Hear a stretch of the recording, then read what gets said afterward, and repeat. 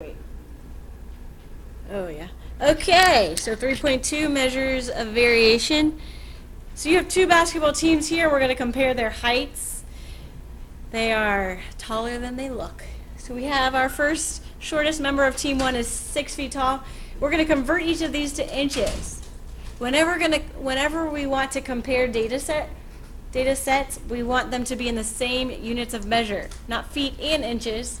We could either go with just feet or just inches. And it's easier to go with just inches in this case, so we multiply 6 times 12, so we get 72 inches. 73 inches. 76 inches. And then 76 again. And then 2 more inches. 78 inches. Well done. Just catch on fast. Team 2 then, 5 feet 7 inches, so 5 feet times 12, 5 times 12 is 60. 60 plus 7 then is 67 inches.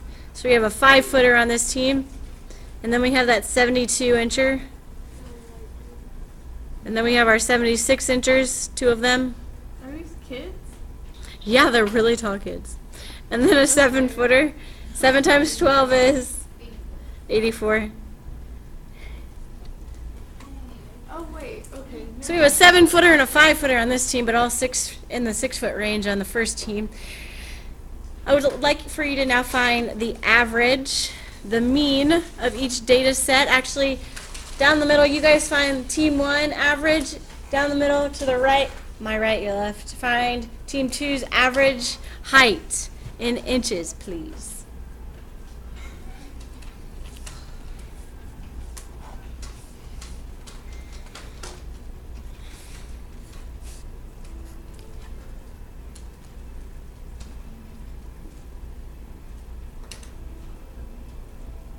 Shout it out when you have the answer. 75. What? 75 over here, and 75 over here. Good.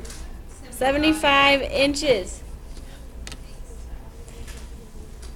75 and 75. Both of them have an average of 75. So, we go to fill in the blanks. The teams have the blank mean height. Ah, good. They have the same mean measure of center. We have some measures of center going on right here. The median is another measure of center. Find the median of each data set. You guys for the team 1, you for the team 2. 76 over here. What did you guys get for the median?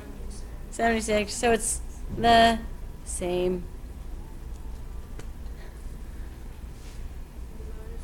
And how about the mode?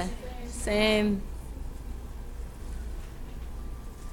So by every measure of center that we know, the data sets are the same, but by looking at them, it is pretty obvious that the 2 sets of data are not the same.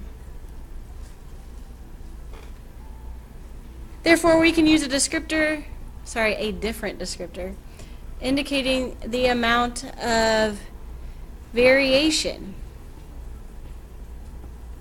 or spread in the data, called the measure of variation, or measures. That's the title of our notes today, measures of variation.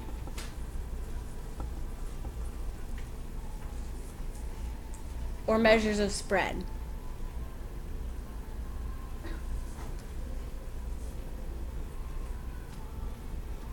We have 2 popular measures of variation. Number 1 being the range.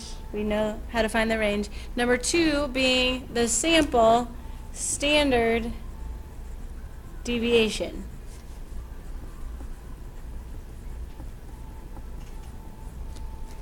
We're going to learn a lot about it today and how to calculate it, and tomorrow we'll learn more about how to apply it. Sorry, Wednesday. We'll learn more about how to apply it.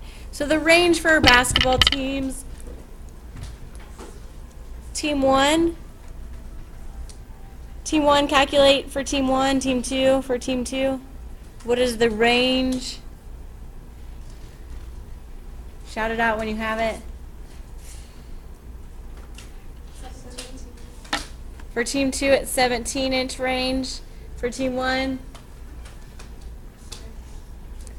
6 inches. So clearly, there is a larger range in the heights for team 2 than team 1. And that's a good measure. It indicates that there is a difference in the heights of the members of the two teams. At least we have a difference here. Our measures of centers were all the same. There are some cons, though, some negatives. What are the cons to calculating measures of center? Juliana? It only utilizes two pieces of information and doesn't tell us much about the team as a whole. Great. So we don't know a whole lot about the team as a whole. We just know about the difference between the highest number and the lowest number. That's not a whole lot of information.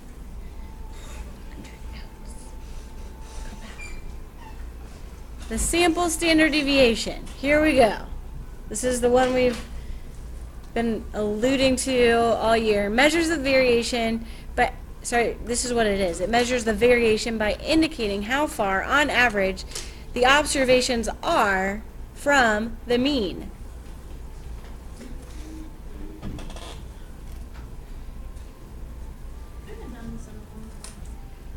For a data set with a large amount of variation, so if you have a lot of variation, would you expect the observations to be far or close to the average? If there's a lot of variation. They're far.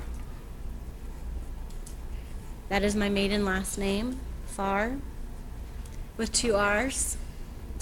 Some people called me Katie Farr and Near. So maybe Katie Farthead. I got Katie Farthead, Katie Farts, Katie Near, all sorts of things. It was rough. Were you bullied? I like Powers better. Yeah, I was bullied. For a data set with a small variation, the observations will on average, so there's small variations. So you would expect then for the observations on average to be close to the mean.